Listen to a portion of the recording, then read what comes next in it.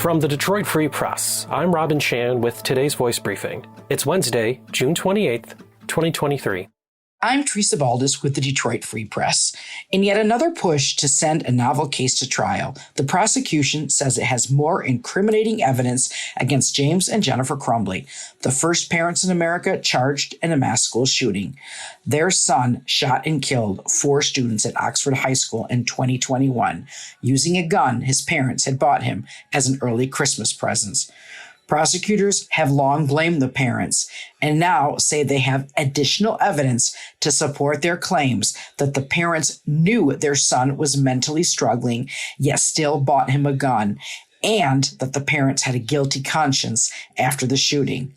Among the new allegations to surface in this case is that Jennifer Crumbley admitted on tape that she, quote, didn't even pay attention closely, end quote, to the troubling drawing her son had made on the morning before he shot up his school. This drawing included a gun, a bleeding human body, and the words, quote, the thoughts won't stop, help me, end quote. The parents were summoned to school that morning over the drawing, though the mom said later that same day, after the shooting, that she didn't even pay close attention to the drawing. Another new allegation is that the Crumbleys took the receipt for the gun that was used in the shooting with them on the night they fled their house and took cover in a Detroit warehouse. The prosecution disclosed this allegation and others in a filing with the Michigan Supreme Court, which is soon to decide whether to send this novel case to trial.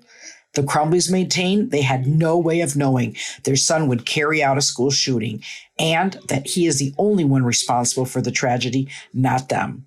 The prosecution disagrees. For more on this story, please report to freep.com. This is Matt Dolan with the Detroit Free Press. A lot of people might be worried about those cameras on our streets, armed and ready to snap us streaming through a red light or blowing through the speed limit. That's not what the company Bosch says it has planned for Woodward Avenue. The Farmington Hills-based auto supplier is going to deploy high-tech sensors along intersections of Woodward starting in Detroit and into the suburbs to try to reduce traffic accidents. This is how it works. The sensors alert bus drivers if there is a person walking dangerously close in order to avoid any accident. For more about how this technology along one of Metro Detroit's principal thoroughfares might keep us safer, check out the story at freep.com. This is Phoebe Wall-Howard, an automotive reporter at the Detroit Free Press.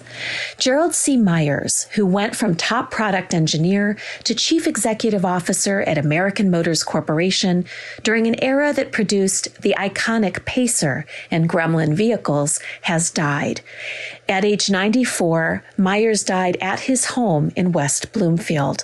He was the son of a successful tailor and worked hard to get to the top of the industry, including stints at Ford Motor Company and Chrysler Corporation. He is perhaps best known for coordinating the merger with Renault and also introducing to the industry the bumper-to-bumper warranty. That is, the first 12 months or 12,000 miles for consumers without worry.